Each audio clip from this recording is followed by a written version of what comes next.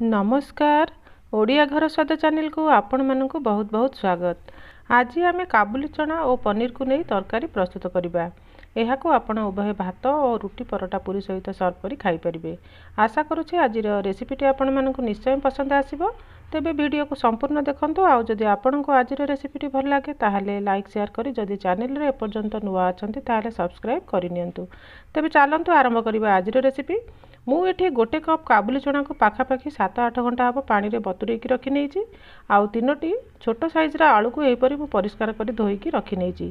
प्रथमे काबुली चना और आलू को सिझाई नेबा। सेथिपई एहाकु मु गोटे प्रेशर कुकर को ओजाड़ी नहीं। एहा सहित 1.5 ग्लास पानी और अल्प लुण ऐड करि नेबा। आउ लीड कवर करि नै पाखापाखि 7-8टी हुइसिल आसीबा पर्यंत मीडियम हीट रे कुक करिबा। वर्तमान आपण माने देखि पारुथिबे मु काबुली चना और आलू को सिझाई नहीं। आलूर चोपा को छड़ाई नहीं यहीपरि क्यूब रे काटि नहीं। एटी मु पाखापाखि 200 ग्राम पनीर नहीं। पनीर को यहीपरि बड़ बड़ क्यूब रे काटिकी रखी नहीं। गोटे मीडियम साइज रो पियाज को यहीपरि चॉप करके रखी नहीं।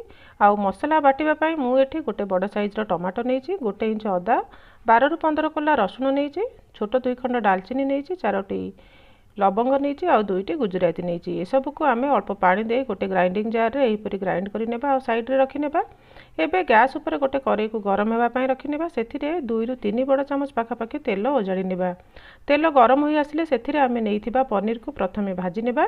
गैस रो फ्लेम को मीडियम टू हाई मीडियम रे रखिबा। पनीर को आमे चलाई चलाई गोल्डन कलर हेबा पर्यंत भाजी नेबा। वर्तमान पनीर गोल्डन कलर होई भाजी हो जाइछि आपण माने देखि पारुथिबे। एबे एहा को कड़ाई रू बाहर करि नेबा।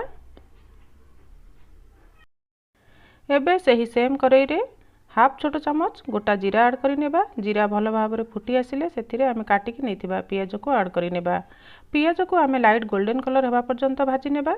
गैस रो फ्लेम को मीडियम टू हाई मीडियम रे रखिबा। एहा सहित स्वाद अनुसार लुण ऐड करि नेबा जहा द्वारा पियाज बहुत शीघ्र गोल्डन ब्राउन कलर होई भाजी होई जिवो। लुण आपण एठी स्वाद हिसाब रे देखिकी नियंतु कारण आमे काबुली चना और आलू सिझाइबा समय लुण ऐड करथिले। वर्तमान पियाज लाइट गोल्डन कलर होई भाजी होई आसिलानी आपण माने देखि पारुथिबे। एहा सहित हाफ चामच हळदी गुंड, स्वाद अनुसार लंका गुंड ऐड करि नेबा। आउ भल भाव में मिसाई नेबा। एबे एहा सहित आमे बाटिकी रखिथिबा मसला पेस्ट को ऐड करि नेबा। भल भाव में गोलाई नेबा। आउ ग्राइंडिंग जार को धोई नै अल्प पानी एहा सहित ऐड करि नेबा। मसला को तेल छाड़िबा पर्यंत पाखापाखि 3-4 मिनिट हाई मीडियम हीट रे कुक करिबा। एहा को लीड कवर करि नेबा। आउ मझिरे मझिरे एहार लीड को खोली नै गोलाई नेउथिबा। पाखापाखि 3-4 मिनिट मसला को कसिबा परे आपण माने देखि पारुथिबे मसलार तेल छाड़िबा आरंभ होई गेलानी। एबे एहा सहित आउ किछि गुंड मसला ऐड करिबा। गुंड मसला रे एहा सहित 1/4 चामच जीरा गुंड ऐड करि नेबा। हाफ चामच पाखापाखि धनिया गुंड ऐड करि नेबा। आउ हाफ चामच गरम मसला गुंड एहा सहित ऐड करि नेबा। आउ भल भाव में गोलाई नेबा। आउ पाखापाखि 1 मिनिट एहा को कसी नेबा।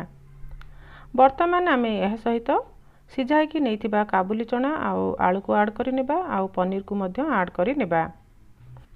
ए सब को भल भाव में गोलाई नेबा। आउ मसला सहित पाखापाखि 1 ରୁ 2 मिनिट कसी नेबा।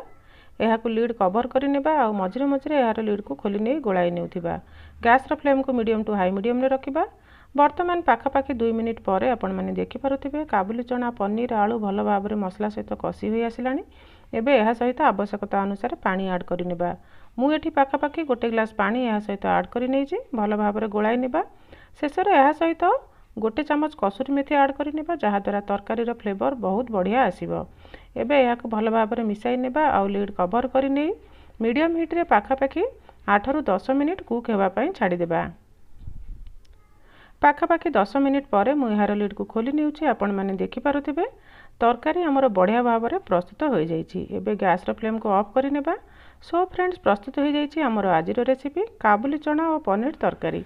आपण एही रेसिपी को एही प्रोसेस रे घरे थरे निश्चय ट्राई करंतु। आउ आपणकर अनुभूति कमेंट बॉक्स रे निश्चय शेयर करंतु। रेसिपी को आपणकर फ्रेंड्स और रिलेटिव्स मानक मध्य निश्चय शेयर करंतु। पुणी थरे देखा आउ एक नुआ रेसिपी सहित से पर्यंत bye bye. Thanks for watching. जय जगन्नाथ।